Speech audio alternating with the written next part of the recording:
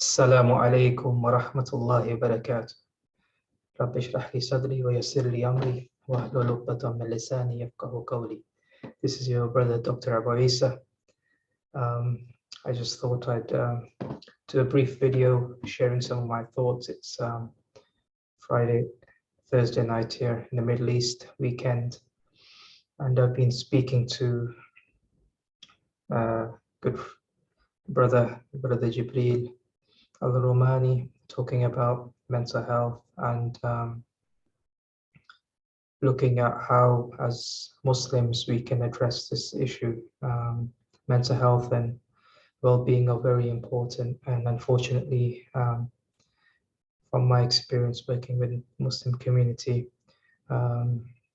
there is a lack of understanding of both the Islamic aspects of, for example, jinn possession, ruqya, ayn, black magic, evil eye, and skepticism about the Western kind of understanding of mental health and psychiatry. So one of my aims, inshallah, if Allah subhanahu wa ta'ala decrees it, is to help educate the Muslim community on how to deal with this important issue of mental health and well-being. There are a lot of challenges that the Muslim community is facing, whether that be domestic violence, substance misuse, depression, suicidality, anxiety, psychosis, and the list goes on. And unfortunately, there seems to be two extremes in how these issues are tackled. Well, firstly, one of the things that I've noticed is that there's a big barrier. Generally, even amongst the non-Muslim community, there's a barrier to access mental health, although that's improving. But it's acutely more the case for the Muslim community, who like to brush these things under the carpet and like to focus on physical health and neglect mental health and mental well-being. So one is to open up the conversation and to normalize mental illness and difficulties with psychological well-being, so that first we need to recognize the problem and not live in denial, and then move forward, develop an approach which is based on the Quran and Sunnah, because as we know, a lot of illnesses, whether they be physical and psychological, are attributed to Shaitan, Iblis, and his army. So we need to address, that's the primary kind of framework we need to address. And usually I've found that, although not exclusively, people who are suffering from severe mental illness or substance use issues, they tend to have deficiencies in their iman or connection with Allah.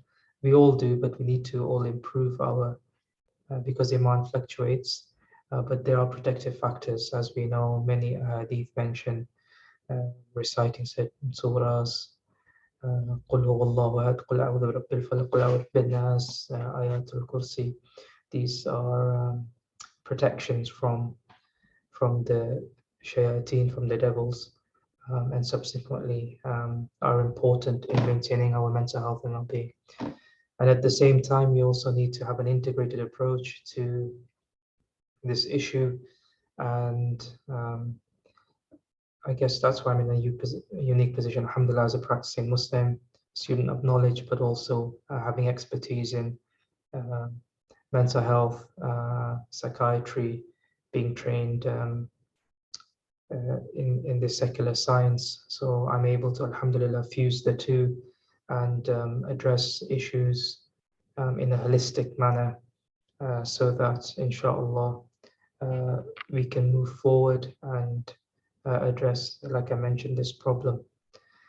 So just some kind of initial thoughts I had. I would love some feedback, and I'm hoping, inshallah, I've got some plans in place to see how we can really, move this forward. This is a passion of mine, mental health advocacy, and also, returning to the authentic hadith and Quran to live our lives, to ensure that we have good mental health, mental well-being, and physical health. So inshallah, watch this space. Please do give me feedback about topics and subjects that people would like me to talk about. And hopefully, inshallah, in the near future, maybe there's some projects in place, like I mentioned. Podcast may be on the cards, inshallah. Okay. Hope everybody is good, and inshallah, until next time. Assalamu alaikum wa rahmatullahi wa barakatuh.